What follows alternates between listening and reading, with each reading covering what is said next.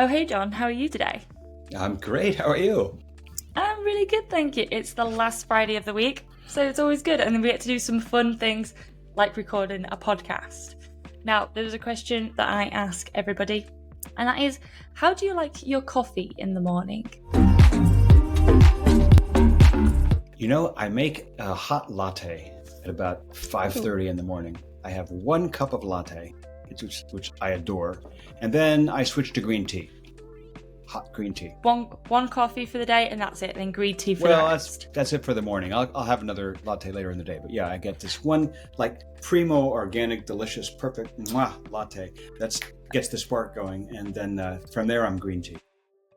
Lovely. And interestingly, one of the questions I always love to sort of tidbit around is 5:30 in the morning. Is that a conscious decision, or is it just your body naturally wakes up at that time? It is completely a conscious decision. In fact, I used to get up at 7:30, 8:30. I was never an early riser until a couple of years ago, about 5 years ago, when I began, for the first time in my life, seriously writing a novel. I've written over 40 books, but they've all been nonfiction, parables, memoirs for other people, that kind of thing. But I set about to write my first novel, full-length thriller, in 2019, 2020, and I just was not getting it done. I was not able to find the time to immerse myself in it, and I was telling my wife, this is not happening. And I realized, I heard Don Winslow one day on a podcast talk about how he gets up at 5 in the morning, and I thought, oh, I got to do that. So I began getting up at 5 o'clock every morning, and it was completely not natural. Did not come to me naturally, but the habit of it over 5 years now, it's just normal for me, and that's magic time for writing. And I think you just really beautifully segued me into my next question. Now, normally I ask you the question first, but I'm going to give you a little bit of an intro because I really found these stats about you, and I really liked them. So you've published over 40 books. You've made the New York Times bestseller list 4 times. You've even 5 times become the US national bestseller. You've sold over 300 million copies, and it's been translated in more languages than I can count. Is that about right? It's 3 million, not 300 million. I'm not quite. 3 million. I'm not quite in the Janet Ivanovich Lee Child category. Yeah, but it's a lot of books. It's a lot of books. So tell me what it is that you do and why do you do it? Well, I write and I coach other writers. And the first part, the writing part, I've just always loved to write. There's something about, here's what I love about writing, Shirley. There are a lot of things I love about it, but the central thing that I love about it is taking some idea, some experience, some facet of what it is to be a human being that's difficult to put into words, or that's complicated, or that's ineffable, and getting it into simple, clear words that anybody can understand. I love taking complicated things and explaining them simple. So I've done a lot of co-writing a lot of nonfiction for other, with other people. So a lot of co-authorships. And one of the things that I do in a lot of these cases is I work with somebody who's got something they teach or something they do. Maybe they're a leadership expert, or maybe they're a sales expert, or maybe they've had some experience in life that's extraordinary. And my first job is to take the mass of what they do or who they are and reduce it to a handful of simple, memorable principles, like that anybody can, like the 5 days of the week. And so The Go-Giver, it was an example of that. Flash Foresight, an example of that. Real Leadership, an example. Mastering Fear, 5 Steps to Mastering Fear, I co-wrote with the Navy SEAL. Took his experiences in the battlefield and in the world of special operations, as well as in the world of entrepreneurship since he left the military, and reduced those to 5 simple steps anybody can grab. I just love doing that. And I love words. What can I say? I just do. Well, there's 2 things I definitely want to dive into there. And let's start with the first one. Now, taking a very complex subject, taking a very complex idea, and then translating it and forming it into very simple language so that it's able to be communicated. That's a really clear process there. I think a good majority of business owners on a very regular basis is a challenge they need to accomplish to be successful. Right. And can you tell me a little bit more about what that process looks like? And I always also clarify here, when we say simple language, we don't mean basic. We really do mean just very clear, concise, and non-jargon language. Am I right in saying that? Yeah. Jargon is definitely the enemy of clarity, isn't it? Right. And it's so easy to slip into. And we think we're being sophisticated, and we think we're being more knowledgeable by using the jargon, but actually probably alienating the person that we're trying to communicate our message to, because they don't know the jargon, Yeah. So Yeah. I'll give you an example. So I had written for years mostly in the world of leadership, personal development, business, those kinds of areas. And in 2009, I got the job of working with this Navy SEAL in his memoir. So all of a sudden, I was writing in the world of military, not just the military, but special operations, which is like a very, very elite, rarefied atmosphere within the military. But I don't have any military background. I don't have any military experience. I don't really know anything about military life. So to write his memoir, I had to be able to speak in a world that is so full of jargon. There's like almost no world of jargon, more world of jargony than the military, right? From the way that they do things to the way the military is structured, to the different, rankings and so forth, to the weaponry and ammunition and all kinds of terminologies. I had to learn that in a way that I could understand it. I had to, get it all grasped myself, which I think gave me a great advantage. And I think that's something that, there is a truism in writing which says, write what you know. And there's validity to that. But what I have found fascinating is to write what I don't know, is to write in areas that I'm not familiar with. Because before I can write it, I have to understand it. I have to learn it. And I think that gives me an advantage, which is that if I can get to the point where I understand it, then any of my readers are going to understand it. Mm-hmm. Whereas if I knew military life, like I was from the military, I could slip into shop talk, inside baseball, as we call it. I could slip into that language really easily. So my co-author and I would know what we're talking about, but there's like a couple of million readers who would have no idea what I'm talking about.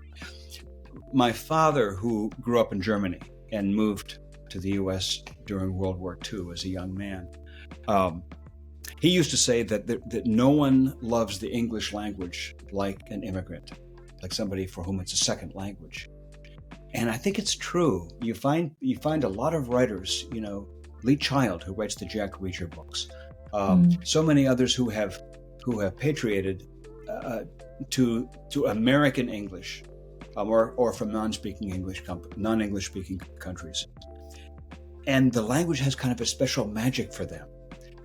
It's almost like a sacramental holy language because it's so strange and different, and so that's part of it. I think is learning an area, and then you asked about reducing it to simple terms, and you're so right, because as an entrepreneur, you create a business, you know everything about that business, but you need to find ways of speaking about what you do that will capture the imagination, the heart, will connect with people who have no idea what this business is about.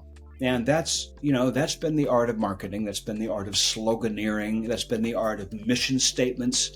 That particular skill set has been central to so many different aspects of business and marketing and leadership for decades and decades. I love it. Just as you're talking, I'm resonating with the fact that when I specialize in marketing, and I specialize in very complex, I always call them vanilla B2B subjects that look like an alien language if you ever looked at their website. Now, I'm definitely not the subject matter expert of AI, manufacturing, engineering, finance. It's just impossible. But fundamentally, all of these businesses have very similar patterns. And actually, I always say, because I go in with such fresh external eyes, there's no blind. I don't have any blinds stopping me from seeing the opportunities or even asking the dumb questions. Because I don't know what I don't know. I'm going to ask every question under the sun in order to get the information I need to be able to put the words on the paper to communicate it out and almost be the customer for them, essentially. So I love that as exactly how you described it as well. Beginner's mind, huh? Yeah, the beginner's mind that just absorbs everything, because you got the fundamental skills, don't you? Once you've got the fundamental skills, then it's all of this is very transferable. But going, speaking about the Navy SEAL, and then, like you said, you don't know any of the military shop talk, and from the sounds of it, didn't know much about, that very intense Navy SEAL life. But how much does that real life experience actually matter when it comes to putting words on a paper? Okay, I'll try to say this. Intelligently. I think it having that real life experience doesn't matter that much, but having extensive real life experience, period, I think matters a great deal. I don't think that I could have written any of the books that I've written when I was in my 20s or my 30s. And it wasn't because I didn't know these subjects, because I didn't know them anyway. It was because I didn't know enough about life. I didn't know enough about being a human being. And I think that, this is an interesting question that you're asking in terms of current times, because there has been, in the last few years, there's been quite a bit of, I would say, controversy. We would say controversy. About in the acting world, in the Hollywood world, about people playing, say, an ethnic role when they are not of that ethnicity. And which brings up the questions. Can you legitimately describe what it's like to be a woman if you're not a woman? Can you write the life of a terminal cancer patient if you've never suffered terminal cancer? Denzel Washington's his story, his narrative is. I found his narrative really fascinating. Did you see? Yeah. Did you see his? Which one? Denzel Washington's, because he was like, it's fine for a non-black person to play a black person's role, and it's fine for a white person does black, and vice versa, all that to do to direct. But one thing he said is, it's not the race, it's the culture. It's and how he beautifully describes it is, if me as a white Caucasian, I am incredibly from England. One thing I will never understand is what it's like to comb hot hair on a very humid day, surrounded by fields, for example. I'm never going to understand what that smell is, or really appreciate it, or really understand that feeling than versus somebody else. Reversely, they're not going to understand what it means to have chill in your bones from wet, humid, cold place. Like, I'm from Manchester, where it's got such a unique weather climate. It's described as a grimy place because it has that cultural flavors to it, you know. And that it's that we're trying to tease out. Yeah. It's so. Yeah, I have heard him say that, and it is beautifully said. And so I think, just give you an example. I have a series of 3 thrillers, 3 novels. Steel Fear, Cold Fear, Blind Fear is the series, and 3 so far. And the third one, Blind Fear, there is a blind man in the story, and it's set in Puerto Rico. The first book is set on an aircraft carrier. The second book is set in Iceland, which is a wild environment, and the third one is set in Puerto Rico. And so I did this through a publisher, through Bantam. And when we were in the final stages of the book, they brought in somebody who was blind and somebody who was from Puerto Rico to be, I forget what the term is, like sensitivity editors, or anyway, some kind of a editorial perspective to just check and make sure I got things right. And I didn't get things egregiously wrong. my wife reads everything that I write. And she, in addition to being my wife, which is just a great thing for me, and my favorite reader, also happens to have the particular attributes that she's a woman, which means that she'll read all my female characters and tell me if I got it wrong. So here's what I think about that, Charlotte. I think it's sort of a two-sided thing. I think it is very valuable to, and even essential to, when you're writing about an experience, to get the perspective on a consultative basis, to get the perspective of somebody who shares that experience to some extent, that can provide the personal perspective that you don't have. But that's ancillary. That's secondary. That's consultative, like at the end of the process.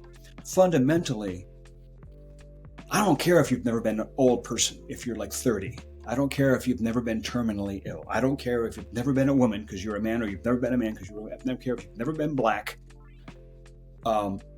If you've been profoundly human, if you've gone through things in your life that have been difficult, challenging, that have been tragic, that have been horrifying, that have been shocking, if you've been betrayed, if you've in some way betrayed others, whether you meant to or not, if you've been through these experiences that leave their imprint on our soul, and that etch lines into our faces and into our psyches, then you know what it is to be a human being.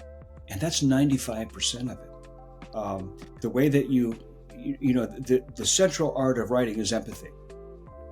Mm-hmm. It's to hurl yourself into another situation, another world, even another character, and bring it to the page. And so that's why I say I think it's you asked, is it critical to have the experience of being a CEO or being a salesperson, being a CEO? Nah, it's not critical to have experience, but it's critical to be able to empathize with that experience in a profound way. And that's that's why I could never have written this stuff when I was in my 30s. A business owner listening to this podcast, because obviously this podcast is all about helping business owners to grow, to develop, and so they might have a dream that they want to write a non-fiction book about their subject matter. Yep. And you mentioned there about empathy and resonating. I was going to ask you a question about, is there a difference between fiction and non-fiction writing? But I'm going to jump ahead a little bit and say that there isn't, because it's still storytelling. It's still taking that person on a journey. But I want to dig into that empathy side. Obviously we spoke a little bit about having that life experience, having that what it is to be a human.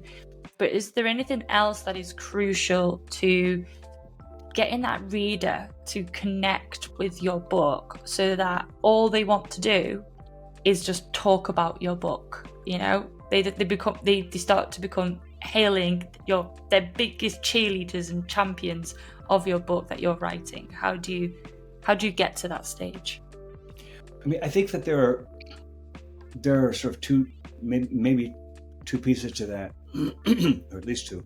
I mean, I think it's, I think it's important to have conversations with your customers. I think to talk to these people. I think it's important to have the experience of talking with and more than talking is listening, is to have the conversations with the people who are your readers, is to get to know who they are and experience that. I think every CEO needs to have conversations with customers on the front line, no matter how long your experience is in the field, you still need to have those conversations because it keeps it real, keeps it alive, keeps it fresh. But I think fundamentally is when you're writing. I was having this conversation just yesterday. I have a coaching program for writers, and there's a woman I have nonfiction and fiction all mixed together, because you're right. There's not a fundamental difference. There are differences, but they're not essential. So this woman is writing a book about change, managing change in corporation context. And we were talking about how she has a lot to say in terms of what she understands about this and what she has observed about this and what she wants to impart to the readers. And she has a lot of, let's call it her own content, right? It's her own content that she wants to say. But What's going to really bring it to the reader is the little vignettes and stories that she shares of real people who have experienced what she's talking about. And any great nonfiction book, any nonfiction book about change or about leadership or management or about anything, The Power of Habit or Atomic Habits or In Search of Excellence or any Malcolm Gladwell book, any books like this, there's brilliant minds at work in structuring the thoughts that are in the book. But what makes the book just sing and grab its millions of readers is the little stories they tell. And this has been said 1,000 times in 1,000 ways by 1,000 writers. If you don't cry when you're writing it, the reader's not going to cry when they read it. If you don't laugh when you write it, they're not going to laugh when they read it. If you don't get angry while you're writing it, they're not going to get angry when they read it. Some people start businesses that create their own entrepreneurial business out of a kind of anger or outrage. It's like, why has someone not taken care of this problem? Or why do other businesses do this in such a poor way? And it gives you a mission. Like, I want to provide what people are missing in a way that they need. There can be a righteous anger there. That's a good thing. It's got to get you got to touch it in the customer, in the potential user. And it's like what a lot of people do when they start to write is, for some reason, they slip into this sort of like, I'm writing mode. People do this public speaking too, right? They get up on stage and say, I would just like to say. Why would you say, I would just like to say? It's like, no human talks like that. Just say it. People, when they start to write, say things like, the fact of the matter is, and they start writing in this sort of formal, I'm being a writer, like they're in 7th grade English class. And you have to put that down, but then in the rewrite, strip it away, and write real. Like, get angry on the page, weep on the page, laugh on the page, fall in love on the page. And that's how you reach people. So one of your methodologies is to write drunk. What's the purpose of that? Because yes, my writing program is in 7 modules, and the 4th module, which I think is the 4th, it's right in the middle. Yeah, right. It's the 4th out of 7. It's the center of the archstone, right? The archstone of the arch. It's called Write Drunk, Edit Sober. And the idea that here's most people who have the idea of writing a book or have the dream of writing a book won't do it. So sad. And it's tragic. Maybe in some cases it's not tragic, but it's tragic. So what stops most people from writing, what kills these books and smothers them in the cradle, is people start to get an idea and they want to write something. They're inspired, they're excited, whatever. They start to write. They write a paragraph. They go, oh, that's terrible. And they go back and they rewrite it. And say, yeah, this. And they go back or they write a page. And then before they turn the page, they go back over it. And they go, oh, it's not what I wanted to say. It's just like, and they start to edit as they write. And it kills it. It just kills it. Because here's the number one secret that all successful writers know. Is that the first draft of virtually anything is mediocre at best. Like even your favorite writers, like, Og Mandino or Malcolm Gladwell or J.K. Rowling. I don't care who it is. I know my first drafts, all of them, everyone without exception, mediocre. And so the secret is to get it out on paper, get it out. Write drunk means write without inhibition. You know how they say dance like no one's watching? Write like no one's ever going to read it. Just write purple prose, overdo it, use lots of adverbs. But I love that's why I wanted to make sure we had answered this question when we were talking about being emotive. If you're naturally feeling something, just write that down. It's almost like use that energy to put it down onto paper, because I'm guessing, it's going to translate. And then, like you said, you can edit a bit sober when the mind's changed it, see it in a different light, and then you might go, meh, probably wasn't the best idea, or that was fantastic. I would have never thought of that. In that first draft, you'll have, let's say you have 400 words in a page, 300 words in a page, maybe 270 of them. It's like, meh, it's not great. But in that, it's like a mud puddle that has little gemstones hidden in it. Mm-hmm. And you have to get in there and wash away the mud and the sticks and the brambles and the grass clippings to get down to the diamonds. They're in there. There's great ideas in there. But what most people do is they look at the mess and they say, oh my God, it's a mess. And they throw it down. So yeah, you have to write without filters and then bring the filter. Then it's equally important to go back to it later and bring the filters. It's just like the same thing with starting a business. You have an idea, you put down the whole idea, you dream the whole idea, and then of course you got to bring reality filters to it. You've got to create a business plan, you've got to look at it economically, you've got to look at marketing realities, you've got to look at demographic realities. Mm-hmm. But all that comes later. What starts out is the spark of inspiration, and it's going to be messy, and that's how it should be. Now, you've done a lot of, like you said, you've done a lot of books as the co-author. So you've done it in collaboration with a partner. Is that, so again, this the business owner looking to write their own book. Is that something that you would advise, to do it as a partnership with somebody? Or are they better to write it themselves and have people to lean on? It really depends on a couple of things, but I'll just say these two. It depends first if this business owner already has some familiarity, comfort level with writing.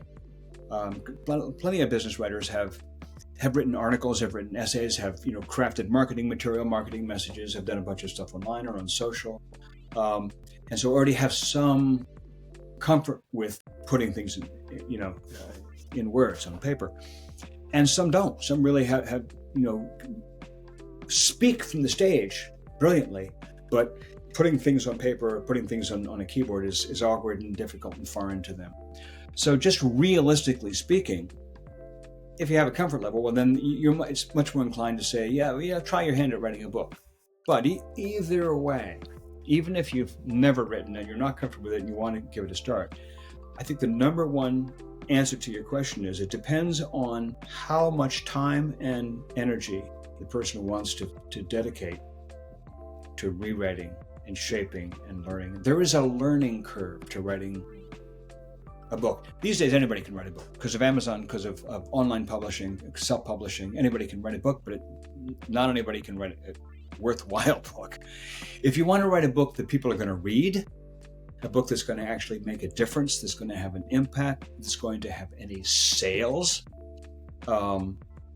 or even if you're writing a book, you don't care about the sales because you're going to use it as a business card to get clients. You're going to just use it to give to your clients. But if you want to write a book that's going to have an impact, people are going to read and respect and learn from, there is a learning curve to doing that. You have to be willing to put in the time to mount the learning curve, whether you get a coach or you learn from books or you do whatever, however you do it. I have worked with writers who wanted to write their own book, and I was giving them a little coaching in that, and after a while said, you know what, I think I could probably do this, but it would take me 2 years and I don't have the time. I got to hire a writer. And so, I'd say probably 7 out of 10 business owners, 8 out of 10 who want to write their own book are probably going to end up hiring a writer to work. What would be that signal to be actually go hire a writer, dump all your information into that writer and speed that process up? So what would be those signals for that business owner? The signals that would tell them that that's what they should do? Yeah.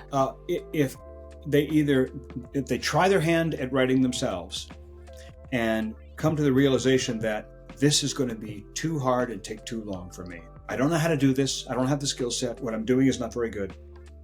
I could make it better, but I don't want to put the next 2 years of my life into that because I have all this business stuff going on. Yeah. The recognition that I don't have the skill set and I don't have the time or the inclination to learn the skill set, it's time to hire a writer. So I'll summarize this because this is I love this approach so much. It's very much how my brain thinks, in that as a business owner, I always teach business owners that your time is finite, and technically the business is infinite. Like that business, there is no end goal to it. It's just gotta go. It's gotta go either up, down, or across. Yeah. But your time as a business owner is finite, and if the ultimate goal for you is at location B, and you've got X number of resources available to you. Some people have more, some people have less. That's the idea of money, the money concept. Well, actually, what's gonna get you to position B in the fastest way possible? And actually, if they're 100% focused, or let's call it like 99% focused on driving the business and driving the sales, then it's probably a better worthwhile investment to just spend that money on a writer to do all of that, like the labor intensive part of it, because that's what's available to them. But then that's how I like to think about it. Let's look at the other column. There is another column though, and that is, for some people, what if the satisfaction, fulfillment, and joy of actually writing a book, like I wrote that. Look, it's published. My name's on it. I wrote it. There is a certain pride and joy of satisfaction in that. It is an entrepreneurial thing to write a book. And so there will be those 3 out of 10 or whatever business owners who like, this is going to take me time, and I got to learn these skills, but I really want to have the satisfaction of having done it. And who knows? It could be that they will write one book and they'll want to then turn around and write. There's a guy in our program who was a sales manager, who was very, very successful, very, very busy as a sales trainer, and wrote a book himself, fell in love with it, and now he's written like 3 award-winning books, and he's working on his first novel. That's because he fell in love with the writing. So if you're not going to fall in love with writing and the prospect, the satisfaction of having written your own book, then what you just described, that scenario where I got to get to point B, what's the best way to get there that makes the most use of my finite time and resource? That's it. So speaking of which, I want to make sure that we get this question in at the very end, and that is, what are your 7 critical skills to penmanship? Because you're coaching these people to write.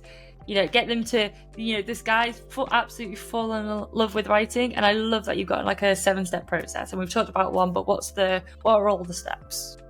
Okay, so it's what I call the 7 author essentials, and the first one is mindset. There is a certain mindset. There are a set of sort of mindset habits to being a writer. One of them is, and it's a whole, we could talk for half an hour just about that. Number 1 is the mindset. But there is a very specific writer's mindset that can be learned, can be taught. Part of that is this idea that you are not in control, you are not the boss. The story is the boss. The story is in control. And you have to find what is the story that you're telling. And once you've found that, the story will guide the process. So you may think, for example, you want this character to be in your book, or you may think you want these 5 principles to be what you write about. And you find that the book itself, the story itself, is going to fight that and lead you in a different direction. It sounds very esoteric, but there's a lot of truth to it. It really is a reality for writers. And so that's the first. The second is structure. The first is mindset. The second is structure. There is a structure. There is a storytelling structure, whether it's fiction or nonfiction. And I could spend an hour talking about the structure of it. But structure is something that you learn. If you're a screenwriter, you learn structure. You learn by reading the best books in the category, the genre of what you want to write. And there is a certain shape, a certain form. Yeah, I'm a movie nerd, and one of my favorites is there's this channel that I do follow, and I love them for a reason, because they've put all the best top films in the last decade all together, but then they've mapped out the story structure of all of these best films, and and they all do follow exactly the same structure of, okay, we're going to set the scene with the context, we're going to go up, we're going to build the protagonist going all the way up, they're going to look glorious, then we're going to pull them down, they're going to be deep down at the bottom, it's all going to be very terrible. We don't know if they're going to make it, how they're going to do it. We've planted all of these seeds within the story, but how is this all going to be closed together? And then finally, miraculously, all of those little threads have been tied up into a nice little neat bow at the very end, and it's incredibly satisfying because the protagonist wins. Not all the time, but I'm doing the generic here, and it's a nice little neat bow at the end where we go, wow, I didn't realize all of these dots were connected. Yeah. You know? They have a saying in Hollywood, which is in Act 1, you get your hero stuck up in a tree. In Act 2, you throw rocks at him. In Act 3, you get him back down out of the tree. And that's story structure. You know, it's like you travel and you return home, like Odysseus. You know, you come back to the castle. So that's actually, I misspoke. If essential number 1 is mindset, essential number 2 is concept, and that is that you need to have a irresistible, compelling concept at the heart of your book for it to be successful. Have a whole workshop just about that. 3rd is structure. We just talked about that. 4 is flow. And flow is the right drunk at its sober part. 4 is to find a structure in your life or a practice that will allow you to sink into the flow of what you're writing. And then the next essential is persistence, is knowing what to do with writer's block, knowing what to do when you get stuck, knowing what to do when it's just not working on the page. And that's a whole skill set. Itself, writer's persistence. Stephen King, he just writes every day. It doesn't matter if it's dribble, quite literally if it's dribble. He'll as long as he said, I'm going to do 4 pages a day, and if I've written 4 pages, that's great. If I throw those 4 pages out, cool. He writes. Stephen King was in the middle of his largest, greatest novel of his whole life. I say largest, greatest is debatable because there are so many great novels, but his largest novel is called The Stand.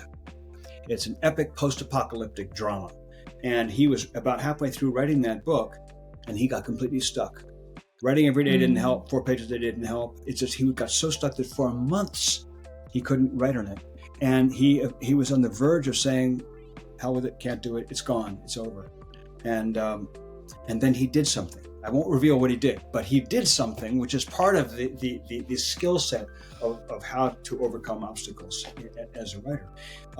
Actually, I will reveal what he did. He dropped a bomb in the middle of it. He put a bomb in the closet and blew up most of his main characters. He did the unexpected thing that suddenly gave his story room to breathe. And there's tricks and tips that can allow you to get past the obstacles that every writer encounters. The next essential, I know we got to move along, but I'll give it to you fast. The next essential is just, I call it perfection. It isn't that you are going to be perfect. It isn't that your writing is going to be perfect, because it's not going to be. We're humans. But there has to be a sort of a dedication to the ideal of perfection. Lexus, the auto manufacturer, the original slogan was the relentless pursuit of perfection.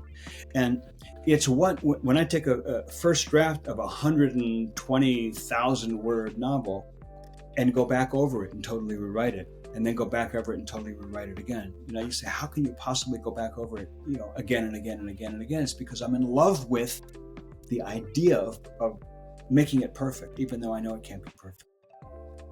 So there is a whole skill set to that too, to perfecting the writing, elevating the level of the writing. And finally, the last author essential I call trajectory. And trajectory is what Stephen Covey called start with the end in mind, is knowing who's going to read your book, who's going to buy it, how are you going to market it, what is that genre demand of its writers. What you have to understand, what's the book going to do after you've written and published it, and be planning for that from the start, from the front end. A lot of people who are amateur at writing will write a book and then go like, now what? Well, no, we should be asking that question back at the beginning, because that's part of crafting the book, is knowing where it's going. It's starting with the end in mind. Yeah. Anyway, those are the. Because I'm just on that last point. To me, it's that for me it's that balance, isn't it? Of, well, you want to write something almost selfishly for yourself, and be able to have that. Of it. Yeah, the satisfaction of it. Just even have, like you said, that that freedom to be creative, and you might lean into some tendencies or bias to be like, oh, I shouldn't really kill off all of the main characters, when actually, why not kill them all off, and see where that story takes you. Just that freedom. But also in the editing process, I could only imagine that it would be so much harder to edit the book if you don't know actually who it's being tailored for a little bit. Absolutely. And here's an example. Like, how many words is it going to be? If you're going to write a parable, like The Richest Man in Babylon, or like The Go-Giver, or like whatever, the 1 Minute Manager. If you're going to write a parable, well, there's a certain word count that marketplace expects in a book. They don't want a 50,000 word book. It's too big. People who read parables, they're looking for something that is short. It's going to be 24 to 28,000 words, somewhere in that realm.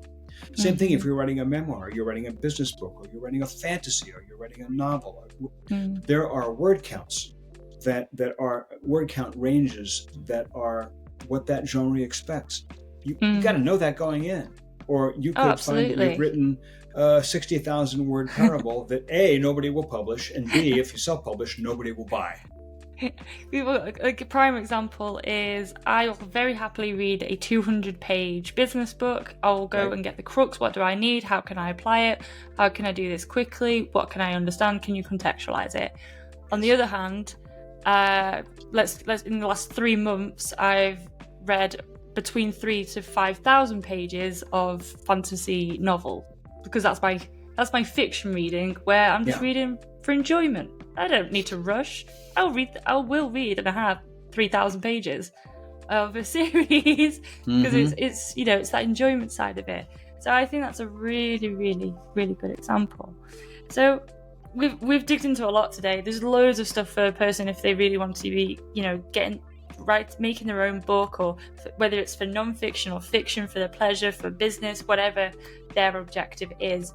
Now, John, how can they get into contact with you to carry on this conversation? Well, that's easy. My website, which is just my name, johndavidmann.com. That's where you'll find my books. That's where you'll find me. You can contact me there. I'll answer you. And I have a workshop on the second author essential. That's book concept. People who are interested in writing a book, fiction or nonfiction, and you want like a first step. I got a workshop that's at bookconceptmagic.com, and that's just a little teeny sample. Well, that's perfect. I'm gonna put all of those links into all of the descriptions in all of the different platforms where this podcast sits, and make it really accessible for people to find you and to read and get that free book and workshops as well. Thank you so much for your time today. I've really enjoyed our conversation. Like I said, we could do a whole podcast on delving more into those critical skills, but I hope the readers and listeners today just contact you directly. A little taste. Yes. A little taste, exactly. Thank you so much. It's been absolutely lovely chatting with you. Have a great weekend, and speak to you soon. All right.